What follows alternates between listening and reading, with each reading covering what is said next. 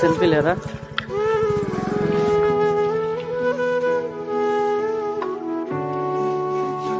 ठीक है भैया, हाँ हाँ, जौनपुर से जाएगा क्या? हाँ हाँ।